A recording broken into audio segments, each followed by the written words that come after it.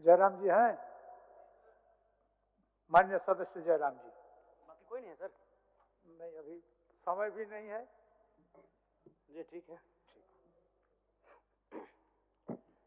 धन्यवाद माननीय अध्यक्ष महोदय। आज मैं महामहिम राज्यपाल महोदय के द्वारा प्रस्तुत अभिभाषण पे हो रहे वाद विवाद पर अपनी प्रतिक्रिया देने के लिए आया हूं। महोदय, एक छोटी सी कहानी मैं बताना चाहूँगा। एक महिला थी, उसकी छोटी बच्ची जिसकी उम्र 5 वर्ष थी, वो अपनी माँ से आकर पूछती है कि माँ, छोटे भाई का मृत्यु कब होगा? तो माँ ने पूछा कि बेटी तुम ऐसा क्यों कह रही हो, अपने छोटे भाई को मरने के लिए क्यों कह रही हो? तो छोटी सी गुड़िया ने कहा कि माँ, बड़े भाई की जब मृत्यु हुई थी तो बहुत सारे लोग हमें खाना देने के लिए आए थे, हमारे घर में भोजन नहीं था, हमें कपड़े नहीं था, तो बहुत सारे लोग हमसे मिलने आए थे और हमें खाना देकर गए थे। और मैं चाहती हूँ कि छोटा भाई भी अगर मर जाएगा तो शायद बहुत सारे लोग आएंगे, हमें भोजन देंगे, हमें खाना देंगे, हमें कपड़े देंगे, क्योंकि हम 4-5 दिनों से भूखे हैं। महोदय, आज यही भाव कोयलांचल के हर एक रैयतों के घर में है कि जब भी हमारी जमीनों का अधिग्रहण होगा, जब कोई कंपनी हमारी जमीन का अधिग्रहण माइंस के लिए करेगी और जब माफियाओं के द्वारा उन पर लाठीचार्ज होगा, उनके लठेत के माध्यम से उन पर हमला होगा, तो कोयलांचल के रैयत चाहते हैं कि साथ साथ में 2-4 IAS IPS को भी चोट लगे। क्यों लगे?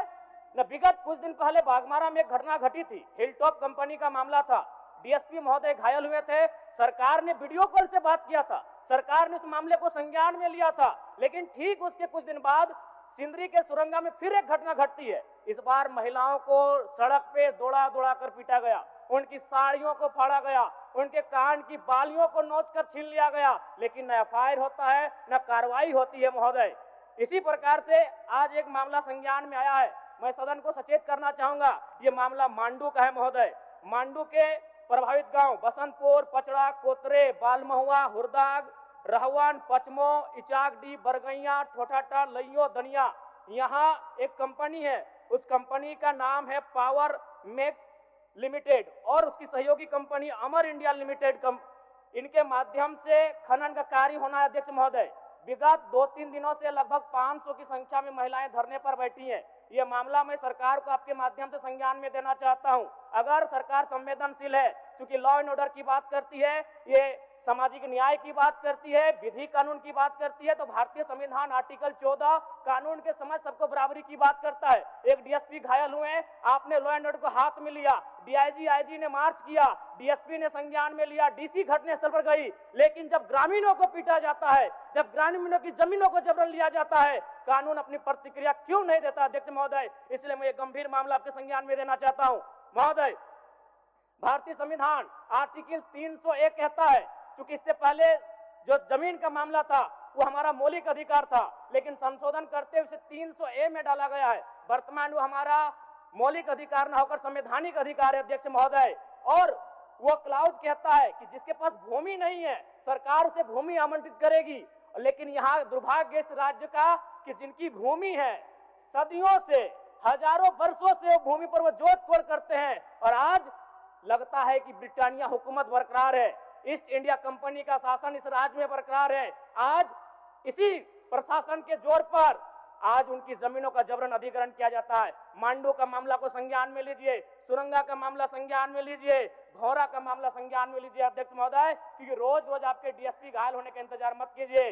विधि के समक्ष अगर सब बराबर हैं तो रैयतों को भी जान जाती है, रैयतों को भी चोट लगता है। इस मामले को संज्ञान में लेंगे। महोदय, मैं आगे कहना चाहूंगा, अभी वरिष्ठ नेता ने कहा लॉ एंड ऑर्डर, मैं मानता हूं कि लॉ एंड ऑर्डर आपका है, लेकिन कहां है अध्यक्ष महोदय? गांवों में, खेतों में, खलिहानों में, बालू और कोयला के खदानों में, माफियाओं की जेब में आपका लॉ एंड ऑर्डर है। महोदय, मैं पढ़ के बताना चाहूंगा, OB डंपिंग को लेकर भिड़ंत, फायरिंग, बमबाजी, रेती जमीन पर OB डंप किए जाने को लेकर पहले भी हो चुका है संघर्ष, चले थे गोली बम, मामला जीनागोड़ा का। देव प्रभा आउटसोर्सिंग के समर्थकों व ग्रामीणों में झड़प, पत्थरबाजी व फायरिंग, तीसरा थानेदार का हाथ टूटा। अचानक बमबाजी व फायरिंग से मची भगदड़, पुलिस की मौजूदगी में एक दूसरे पर पत्थर बरसाते लोग। मैंने कहा लॉ एंड ऑर्डर है अध्यक्ष महोदय? कहाँ? गांवों में, खेतों में, खलिहानों में, कोयला के खदानों में, माफियाओं की जेब में अध्यक्ष महोदय। मामले को गंभीरता पूर्वक संज्ञान में लीजिए अध्यक्ष महोदय। फिलहाल मांडू के मैंने जिन गांवों का नाम जिक्र किया है, अभी भी 500 महिलाएं धरने पर बैठी अध्यक्ष महोदय। अगर सरकार इस मामले को गंभीरता पूर्वक नहीं लेती अध्यक्ष महोदय, तो बागमारा और झरिया जैसी घटनाएं मांडू में घटित होने में देर नहीं लगी अध्यक्ष महोदय। इसलिए मैं चाहता हूं कि इस मामले को आप संज्ञान में ले। दूसरी बात अध्यक्ष महोदय, मैं आपके माध्यम से एक अत्यंत गंभीर मामला संज्ञान में देना चाहता हूं। धनबाद जिला तोपचाची प्रखंड अंतर्गत पिपराडी गांव, आजादी के 78 साल बाद भी उस गांव की सड़क मुख्य सड़क से जुड़ नहीं पाई है।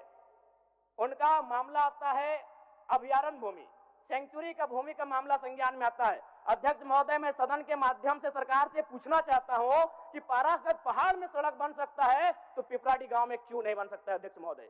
पारासनाथ पहाड़ में जिन लोगों की सड़क की जरूरत थी अध्यक्ष महोदय, चूंकि वह धनी लोग थे, वो संपन्न लोग थे, इसलिए पारासनाथ के पहाड़ में जो कि सेंचुरी अभयारण्य है, सड़क चली गई, लेकिन पिपराडी गांव सड़क नहीं जा पा रही अध्यक्ष महोदय। ये तोपचाची प्रखंड का मामला है, इसे संज्ञान में लेंगे।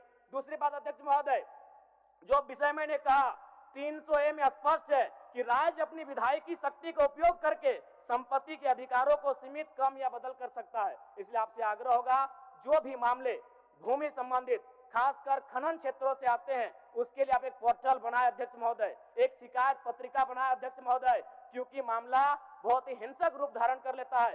मैं उस क्षेत्र से आता हूं, मैं कोयलांचल के क्षेत्र से आता हूं अध्यक्ष महोदय। मैं रोज बमबारिश, गोली, तमाम घटनाओं को देखता हूं, सुनता हूं अध्यक्ष महोदय, और आम व्यक्ति की कहीं सुनी नहीं जाती है। इसलिए आपके माध्यम से सरकार से मेरा आग्रह होगा, ऐसे विषयों पर सरकार गंभीर रहे।